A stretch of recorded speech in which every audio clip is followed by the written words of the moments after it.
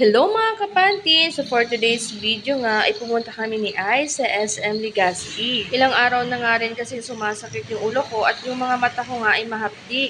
Kaya nga we've decided na magpa-check na ng aking mga mata. So dito nga ang napili namin sa Ideal Vision dahil ito rin ay inirekomenda ng aking tito at tita. Ayan, shout out sa inyo, Tita Ai at Tito Alex!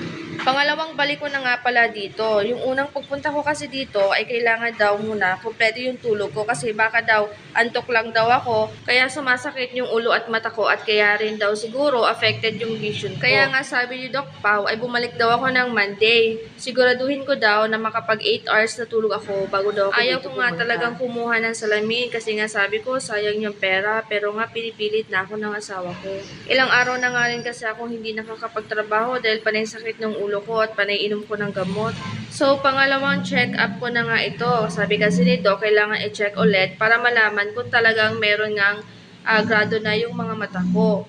So, ayan nga, sabi sa akin nga ni Doc ay oo daw, same lang daw yung result ng check-up. Kaya kailangan ko na daw talagang magsalamin. So, ayan nga yung frame na ibinigay sa akin ni Tita Ai. Ang binayaran ko na nga lang ay yung mga lenses. So, nakatipid tayo dito, mga kapantin. Alam nyo naman, napakamahal ng mga bilihin ngayon, kaya kailangan natin magtipid. Ewan ko ba, bakit parang pagdating sa sarili ko, parang ayoko talaga ng yung gumagastos kasi iniisip ko, pwede mo pa yung magamit sa ibang bagay o sa ibang mga gastusin sa bahay.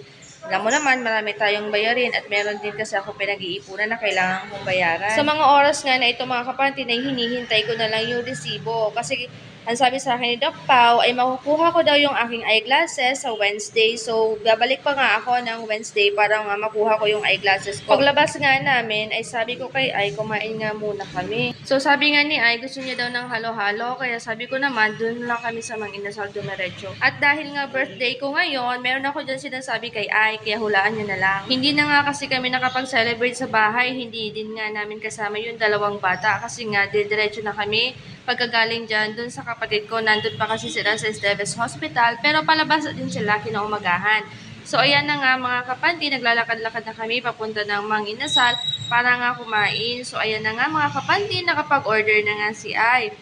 At ayan, kain-kain muna tayo, gutom-gutom muna tayo. At dahil vegetarian mom tayo, dito tayo kakain sa Mang Inasal kasi bukod sa mura, ay only rice na din sila kaya hindi tayo mapapamahal dito. At dahil nga hindi namin kasama si Isha at si Angel, sinabi ko nga kay Ay, nadalhan na lang namin sila ng pasalubong kinaumagahan dahil dun nga kami matutulog sa Esteves Hospital dahil nga sasamahan at tutulungan ko nga yung kapatid ko na si Angelica para asikasuhin nga yung paglabas ni Todd sa hospital. Eto ang asawa ko, panay tingin sa labas, meron sigurong hinihintay. Sa mga oras na nga yan, ay hinihintay ko na lang siya na matapos kainin ang kanyang halo-halo. So pagkatapos niya kainin, yung pagkain na yan, ay sinabi niya sa akin na nilalamig na daw siya. Kaya sabi ko nga sa kanya, ibubaba na kami para so hanggang dyan lang tayo mga kapantin dahil pauwi na nga kami niyan. So sa mga katulad ko na halos 8 hours or more than 8 hours na nakatutok sa computer, na sumasakit na din yung ulo at humahapdi na din yung mga mata, kailangan nyo din talagang magpa-check na kasi kaysa naman hindi kayo makapagtrabaho. Ako nga pinag-isipan ko mabuti yan pero no choice na talaga ako kasi pinupush na nga talaga ako ng asawa ko kasi sabi niya kaysa naman daw hindi ako makapagtrabaho at inom ako ng gamot. So dumaan nga pala kami mga kapantin sa Yasiano kasi nga bumili ako ng tsinelas ni Ay at ni Angel. So hanggang dito na lang. Bye! Thank you for watching!